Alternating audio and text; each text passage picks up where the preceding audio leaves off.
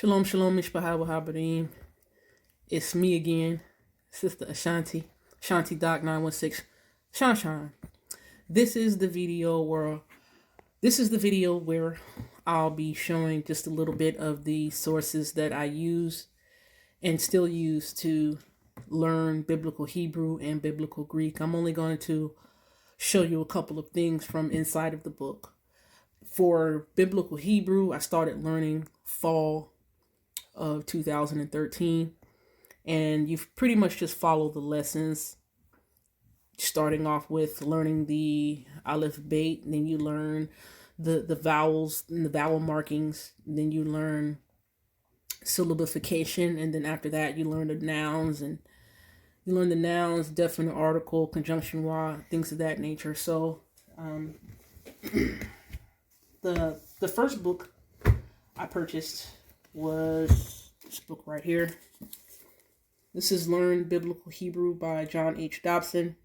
I went through all of the lessons in there, and then a couple of years later, I picked up this book. This is the one I recommend, actually, because it gives more particulars, and it's more easy flowing than the Learn Biblical Hebrew. This one right here, Basics of Biblical Hebrew by Gary Pratico and Miles Van Pelt.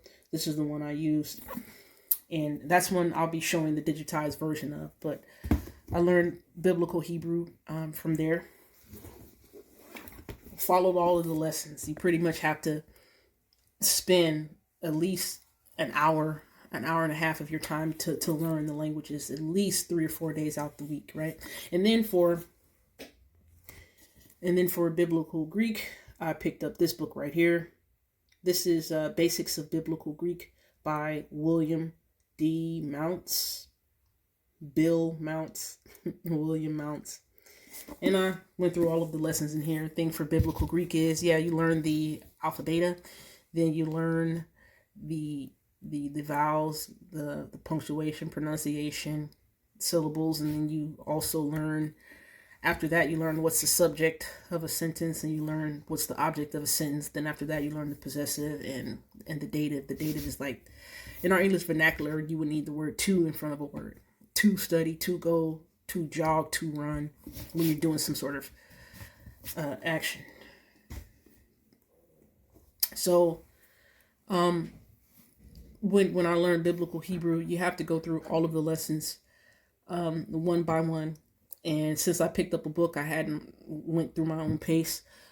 For biblical Hebrew, I actually ran into a person on Facebook who actually teaches it, and I would actually confirm a lot of things with them and get some ideas from them and make sure I'm pronunciating things right, or make sure that the definitions for the words were in tune and in line with the actual meaning of the time frame that the text was written.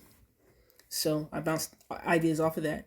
And then for the biblical Greek, I didn't really have too many people to reach out to, because I didn't know a whole bunch of people who were learning biblical Greek or speaking biblical Greek at the time, or reading biblical Greek at the time. So I went to the App Store. And actually got a couple of apps, Bible.is, and then the SBL Greek New Testament app. They actually have the recordings of somebody reading the entire text for you in the biblical Greek, and it's the modern pronunciation. So that's where I would learn the pronunciations from. Early on, I was doing like the Erasmian pronunciation, the type of pronunciation they use in theological and seminary schools, and I learned that's not too feasible to be going through. So let me just show you the inside of the books real quick. I'm gonna open them up. First, I'll open the basics of biblical Hebrew up. I'll open that up.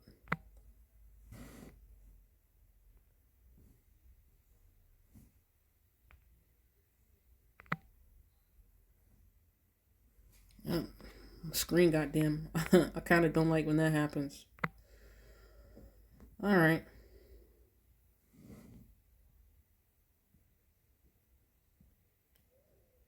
Actually, let me take this off of myself.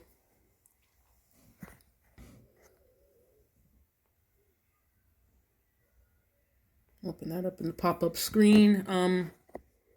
So this is some of the verb stuff that's in it. You don't learn this first, but this is actually chapter 15 in the book. In chapter 15 in the book. But these are the things that people want to see, how I'm distinguishing who is doing something. Is it I, you, or he, she, or it doing something? Or is it we're doing something? Is it you're doing something in the plural? Or is it they doing something?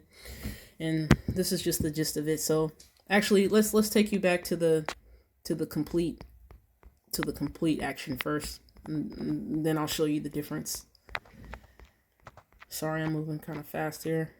Okay, so this is the cow perfect strong. Cow perfect strong. Strong are words that don't end or begin with guttural letters or weak letters. But enough of that. I'm not gonna. This is not too in depth. But to the left side, you'll see 3MS, 3FS, 2MS, 2FS. The 3 stands for third person. M stands for masculine, because in the Hebrew and the Greek, they have words that are in the masculine and they have words that are in the feminine, right? And then S stands for singular, or the P stands for plural. The C, when you see 1CS, it means common. Common is I. It doesn't really point to a specific gender. So if you want to say he killed, that's the third person masculine singular, right? When I'm parsing, that's what you hear me say. That's katal, he killed. Katal, he killed. And when you want to say she killed, you say katla, right? Katla.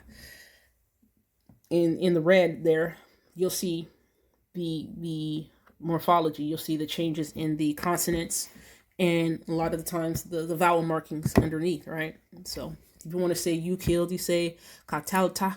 And if you want to say you killed in the second person feminine singular, you'll say katalt. Right? So this is how I'm able to distinguish that, right? And where I was here with the imperfect, when you want to say somebody will do something, like in the future, this is when you get to the imperfect. And again, I'll just go over the first 5. So to say he will kill, you say yiktol. To say she will kill, you say tiktol.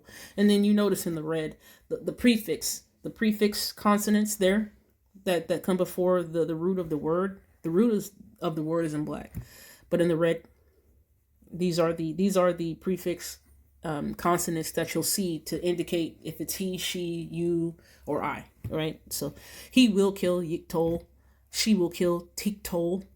You will kill in the second person masculine singular is tiktol. And once again, when you read a narrative, the context will tell you if it's third person feminine or second person masculine, because those words here look exactly the same. To say you will kill, second person feminine singular, is tikteli. And to say I will kill, first person common singular, is ektol. Right? So that's that. Then here, let's see, for the basics of biblical Greek, I'll show you a little bit here. You guys want to see the verbs. Let's see if I can go to the verb conjugations here. Yeah, let's go to chapter 15.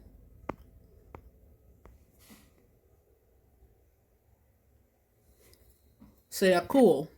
Akuo would be the base. When you want to say I here, so first person singular, right? First person singular. Akuo, I hear. A second person singular, you hear, is akuis. Third person singular, he, she, or it hears, you say akui. And you see the letters at the end of the word. Those are case endings for the Greek, and that's how you distinguish who's doing an action. If it's I, you, or he doing an action, and that's first person, right? So you see the alpha, the kappa, the omicron, and the epsilon, they remain the same. That's the stem, right? That's the stem, and then the case endings, the letter combinations at the end of the word give you indication on what type of word is going on, or who's doing the word, who's doing the action. So the first person plural to say we here is aku min, and second person plural to say you here is akuiti, akuiti, and then to third person plural they here akuusi, akuusi. All right. All right. Let's do a couple more of these if I can find them. Present active indicative. Present active indicative. If you watch the video, you hear me say active indicative a lot. To loose or to destroy. That's a luo. And then to say I'm loosing, first person singular, right? You say luo. Second person singular, you are loosing, Luis. And then he, she, or it is loosing or destroying. You say li. Did I say luo? I keep changing up between Erasmian and modern. So lio, liis, li. And then to say we are loosing, first person plural, it's leonin. Second person plural to say you are loosing is luiti. And third person plural, they are loosing, liusin. So if you want to say in the passive present passive indicative, watch this. Let me skip over here. Let's see the contract verbs. Yeah, I don't know why they put that in the middle. Let's make this bigger. So in the first person singular to say in the present passive indicative, right? I am being loosed. You say liome. Second person singular. You are being loosed. You say li. Li. He, she, or it is being loosed. You say liite. First person plural. We are being loosed. You say liomita. Second person plural. You are being loosed. Is liisti. And then they are being loose, which is the third person plural. You would say leonte, leonte, right? So that's that. Those are the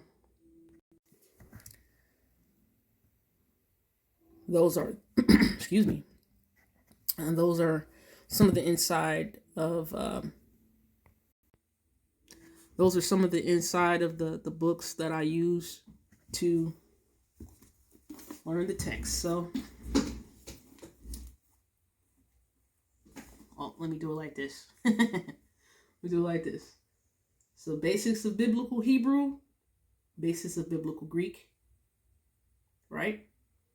One is by Gary Pratical, Miles Van Pelt. The other one is by William D. Mounts. These are the books. So I had no teacher in front of me. I just consistently, diligently, I was motivated because I wanted to learn so bad. So I had the tenacity and the determination that kept me going. And I went through lesson by lesson. In the Greek, I started learning summertime of 2017. I'm not really as smooth as I want to be when it comes to the Greek because I have my own personal standard that I've set for myself. So with a couple of more years, I'll have a better grasp on it, and then I'll be speaking it more smooth, in the time to come, as opposed to what's heard now of my recording. So I hope this helps. I hope you enjoyed it. I hope you guys continue to have a good and blessed evening. Happy Civil New Year blessings to all. Whatever you do, whatever you don't do, please be safe. And remember to spread the love, compassion, grace, mercy, and long suffering or patience with the people. All right. So once again, this is your girl, Sister Shan-t 916 Shan or Shan-t DoC on the Facebook. All right. Y'all have a good and blessed night. Shalom, shalom, mishpacha,